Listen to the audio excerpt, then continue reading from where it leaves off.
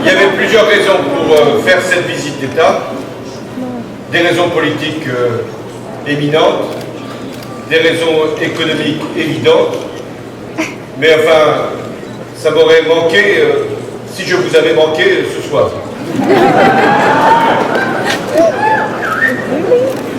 Il y a longtemps, je ne vous dirai pas quand, que je ne suis pas retrouvé devant une salle aussi nombreuse.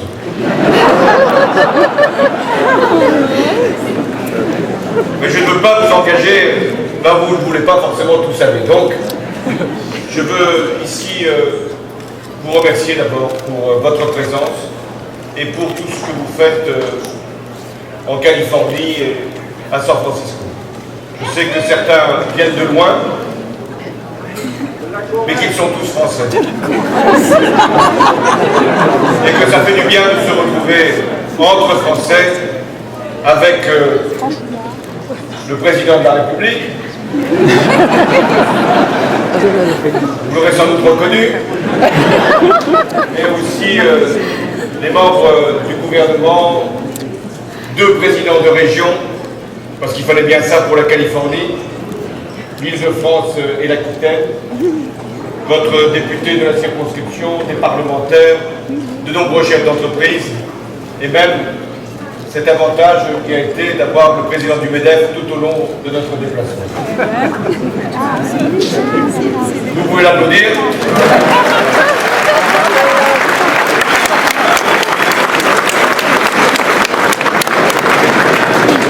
Il sera même dit que j'ai fait applaudir le président du MEDEF.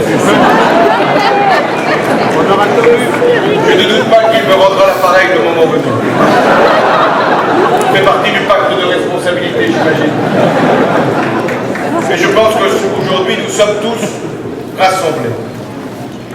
Et cette visite d'État a été très impressionnante. D'abord parce que c'était la première depuis 1996. C'était Jacques Chirac qui avait été reçu en cette qualité et dans ce protocole. Et à San Francisco, si je puis dire, vous n'aviez pas vu un président de la République française depuis 1984. Oh. Certains n'étaient pas nés. Le président de la République s'appelait François Mitterrand. Et je racontais cette histoire devant les chefs d'entreprise tout à l'heure. Il était donc venu, lui aussi, savoir comment on pouvait favoriser la création d'entreprises. Et la Silicon Valley était déjà connue comme une référence. Il avait été interpellé par un responsable d'une PME locale qui lui avait demandé pourquoi les étudiants français ne créaient pas d'entreprise, ce qui était un handicap par rapport à la situation en Californie. Ça avait courroucé François Mitterrand. Il avait demandé mais quel est ce jeune impertinent, et il lui avait été répondu, il s'appelle Steve Jobs. Aujourd'hui, j'ai été interpellé par un chef d'entreprise français, mais il m'a demandé simplement que de l'embrasser. Je le fais bien volontiers. Parce qu'il faut aussi, et c'est ma responsabilité, encourager, soutenir, accompagner les responsables d'entreprise, les entrepreneurs, les innovateurs, et je sais qu'il y en a beaucoup ici, et je veux vous exprimer toute notre gratitude. Yes.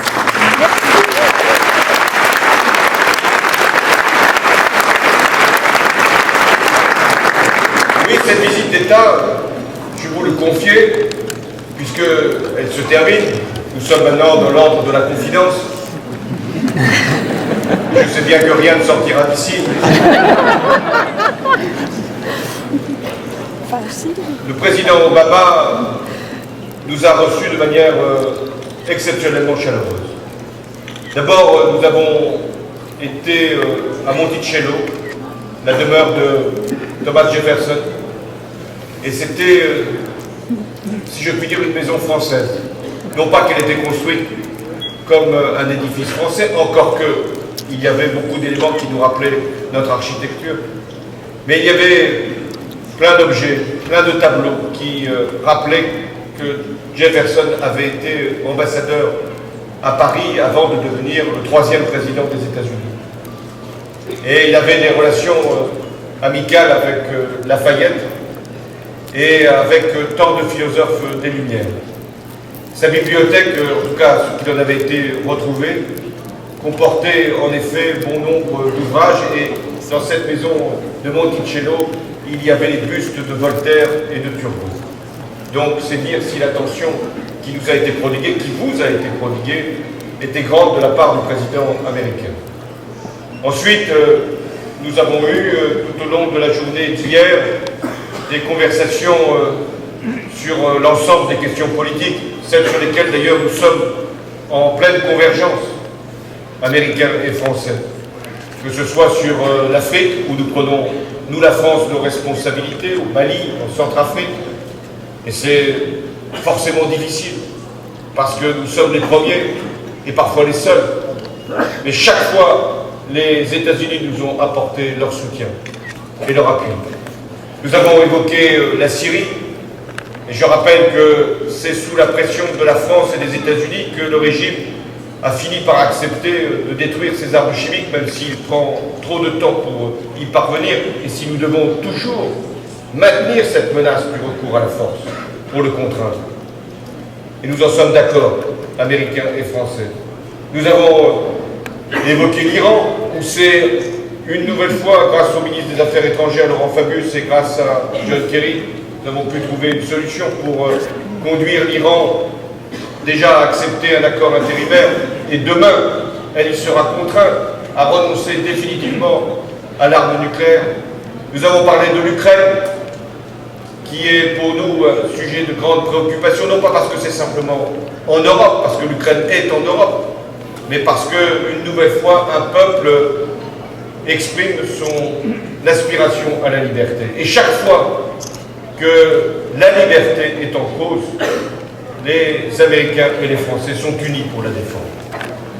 Nous avons forcément soutenu le processus de négociation de paix en Israël et Palestine, parce que là encore, les États-Unis ont pris l'initiative et que nous, la France, nous, l'Europe, nous souhaitons que cette négociation puisse aboutir. Bref, nous sommes en accord sur tous les grands sujets.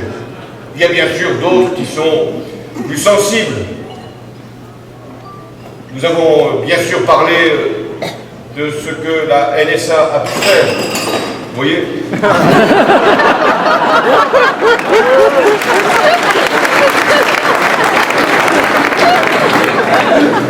Mais nous avons mis les choses en ordre. Et réparer les pots cassés, si c'est nécessaire.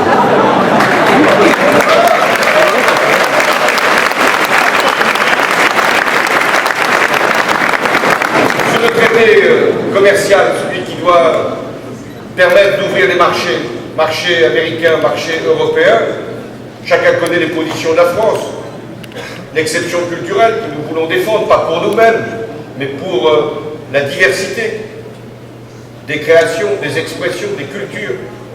Aussi, nous sommes attentifs à ce que notre agriculture puisse toujours être valorisée, qu'on puisse identifier d'où viennent les produits.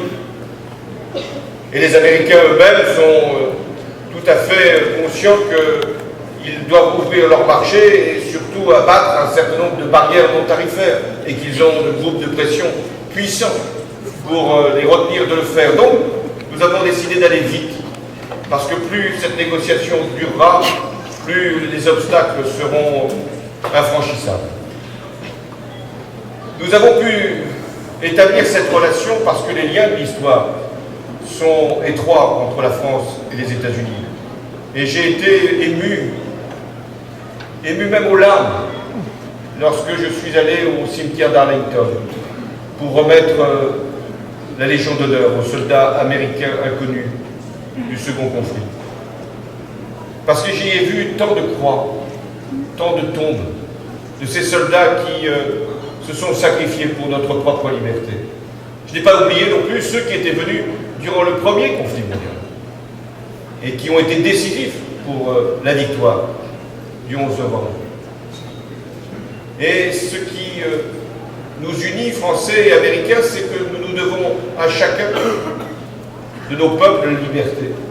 C'est nous qui sommes venus, même si Lafayette n'avait pas l'ordre du roi, mais il l'avait peut-être déjà de la République sans le savoir, venus offrir aux Américains les moyens de leur indépendance, et ce sont les Américains qui nous ont permis d'avoir 2 fois la capacité de défendre notre liberté.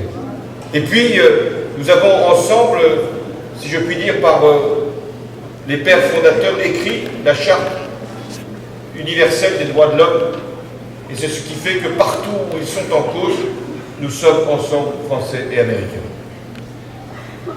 Avec le président Obama, nous avons terminé tout cela dans un dîner d'État dont nous nous rappellerons, non pas par le faste, parce que le protocole y était parfaitement respecté, et c'était un honneur que d'être reçu de cette manière, mais parce que les Américains sont exceptionnels pour créer de l'ambiance. À un moment, nous avons craint d'être entraînés dans une danse dont la presse se serait régalée. Mais je dois dire que de voir des congressmen et women, d'ailleurs, américains, des milliardaires se lever et danser, emmenés qu'ils étaient par une chanteuse exceptionnelle, je crois que c'était un moment qui restera gravé dans nos mémoires. Je voulais vous le confier. À défaut de vous donner des images, vous pouvez imaginer. Je voulais vous retrouver, vous, amis de la Californie et de San Francisco, qui vivez là. C'est vrai que, là encore, les liens de l'histoire sont puissants. J'ai été reçu à l'hôtel de ville de San Francisco, comme si nous étions aux Invalides. Nous étions reçus en amis. Il nous était rappelé que c'était les Béarnais et les Basques qui avaient fondé cette ville. Même si je crois que l'accent s'est perdu. Et que d'autres, ensuite, Français, sont venus s'établir ici, cherchant de l'or ou la fortune. Et les liens culturels ont cessé d'être tissés, et je me suis réjoui que nos musées, le musée de San Francisco, le musée de Paris, puisque les 2 villes sont jumelées, ne cessent d'organiser des expositions, et nous avons convenu d'ailleurs de les encourager.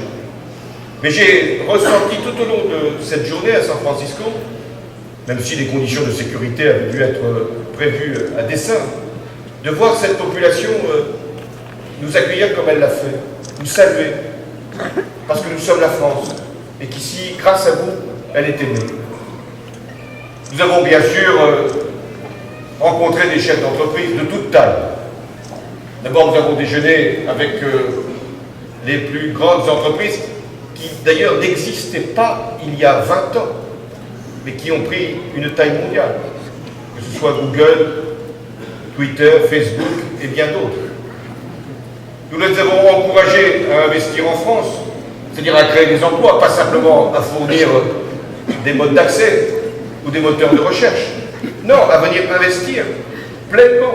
Et nous sommes accueillants de ce point de vue. Je rappelle que les États-Unis, c'est le premier investisseur étranger en France. Et que 30% des investissements américains viennent de Californie.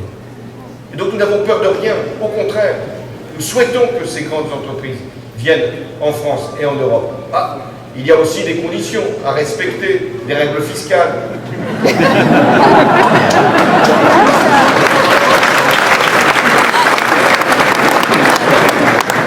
N'applaudissez pas la fiscalité, vous ne savez jamais ce qu'elle peut vous réserver. Mais sur ce sujet comme sur d'autres, que ce soit les règles de concurrence ou les modes d'imposition des activités, nous avons répondu que c'était sur le plan européen que ça devait se régler. On ne peut pas avoir des modes de prélèvement qui soient différents. Sinon, ça crée ce qu'on appelle l'optimisation. Les entreprises, celles-là comme d'autres, vont rechercher là où elles sont le moins prélevées, au détriment même du rendement de l'impôt, y compris dans les pays qui les accueillent. Donc, nous aurons à travailler, et je les ai prévenus sur le plan européen pour que les règles soient connues et que les entreprises américaines, comme d'autres, viennent investir, créer de la richesse et participer aussi au financement de nos services publics et de nos infrastructures. Puis ensuite, je suis allé à la French Tech.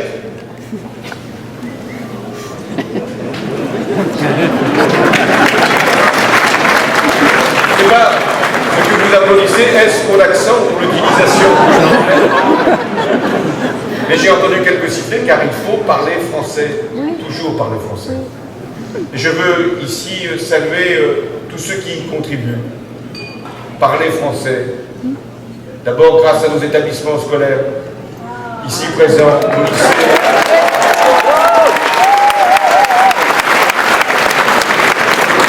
Nos professeurs, nos personnels de l'éducation, les parents qui payent souvent beaucoup pour scolariser leurs enfants.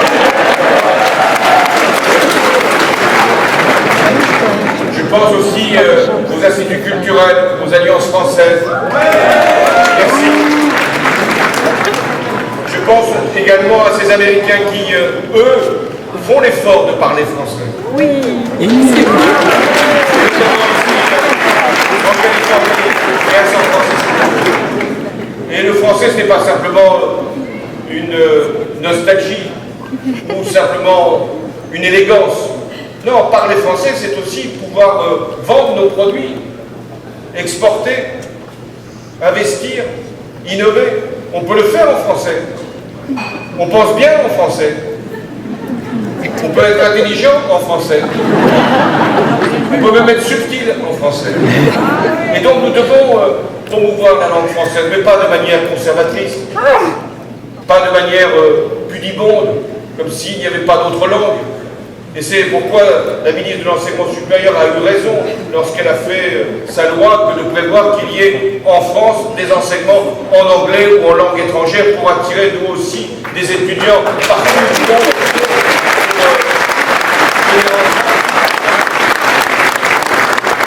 Mais je reviens à la fin de Steck. C'était beau. Je vous le dis franchement, c'était émouvant aussi que de voir ces entreprises venues de France ou d'autres installées ici dans la Silicon Valley présenter leur innovation, leur invention, leur découverte. Je ne vais pas ici toutes les citer, mais de savoir que c'est en France qu'on a inventé le cœur artificiel. Celui qui bat aujourd'hui dans le corps d'un homme grâce à l'invention d'autres hommes ou d'autres femmes. Oui, c'est grâce à la France que l'on peut donner aussi cette technologie. Et puis, il y avait tous ceux qui inventaient des modes de transport, des modes de communication qui vont révolutionner nos vies quotidiennes. Parce que la France, elle est capable d'inventer, elle est capable d'innover, elle est capable d'entreprendre. Et j'ai été heureux de saluer les entrepreneurs. Je n'ai pas fait d'effort pour le faire. Parce que l'entreprise, c'est ce qui permet d'avoir de la richesse, c'est ce qui donne de l'emploi, c'est ce qui offre aussi du bien-être, et les bénéfices qui en seront tirés seront répartis. Donc nous avons besoin d'entreprises partout. Ici, en Californie, quand des entreprises françaises viennent s'y installer, mais nous n'y voyons pas la malice, ou nous ne voyons pas un exil. Parce que si on veut conquérir le monde, il faut commencer par sortir de chez soi. Et c'est ce que vous avez fait. Et je vous en remercie.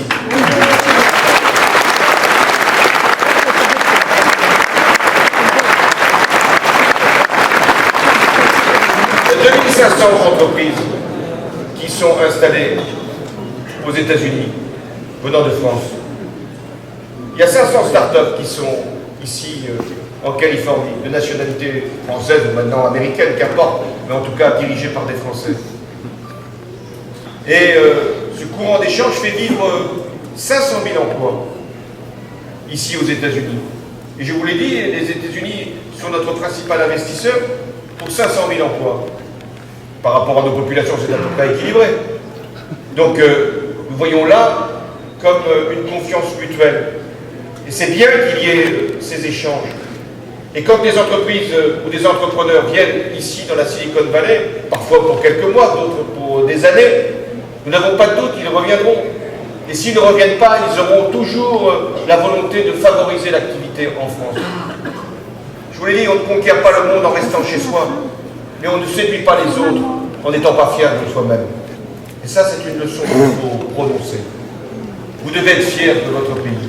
Bien sûr, ça n'empêche pas d'être lucide, de voir ce qu'il reste à faire, des handicaps qui encore sont trop lourds, du fardeau que nous avons hérité, une dette, un déficit commercial, une compétitivité qui n'est pas brillante. Mais enfin, nous allons nous y mettre, nous nous y mettons depuis des mois. Mais rien n'est impossible. Nous avons plein d'atouts. Nous avons une recherche qui est d'une qualité exceptionnelle, un niveau d'innovation qui est élevé. J'ai salué l'esprit d'entreprise. Nous avons aussi la volonté de nous retrouver pour améliorer notre compétitivité. C'est le sens du pacte de responsabilité que j'ai proposé et qui devra rassembler l'ensemble des partenaires sociaux, les employeurs, mais aussi les organisations syndicales. Et il doit y avoir des engagements mutuels parce que s'il n'y a pas d'engagement, il n'y a pas de capacité pour avancer. Voilà, je voulais vous donner quelques mots de notre pays parce que ce que vous faites ici est au service de la France. Nous avons une obligation qui est de réussir. Tous. Chacun par rapport à sa situation personnelle, familiale, professionnelle. C'est ce que vous voulez faire. C'est sans doute la raison pour laquelle vous êtes venu ici. Soit pour créer une entreprise, soit pour y travailler, soit pour suivre des études. J'ai vu combien de jeunes que j'ai rencontrés avec des drapeaux français. Je leur ai demandé, qu'est-ce que vous faites? Ils m'ont dit, je suis à Stanford. Ceux qui n'étaient pas à Stanford étaient à Berkeley.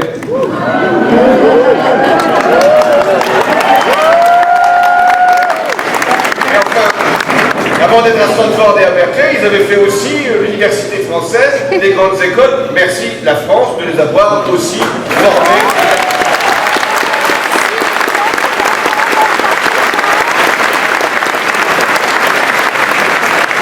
Je suis fier pour mon pays que de savoir et que d'entendre de la part des chefs d'entreprise américains qu'ils trouvent nos ingénieurs excellents, nos financiers innovants, nos commerciaux performants. C'est bon pour les entreprises américaines, mais ça sera bon aussi pour les entreprises françaises et tout ce qui sera appris ici sera au service de notre pays. Alors, merci à tous. Merci pour votre activité. Merci de rendre la France aimée comme elle l'est ici. Merci d'aimer la France. Aimez-la. Elle est auprès de vous, comme je suis ici parmi vous, parce que nous sommes réunis pour faire réussir la France, toute la France. La France que nous aimons, la France qui est une et qui sera indivisible, toujours indivisible. On essaiera de la diviser, de la quereller, de la confronter l'une avec l'autre. Il n'y a qu'une seule France, c'est vous. Merci.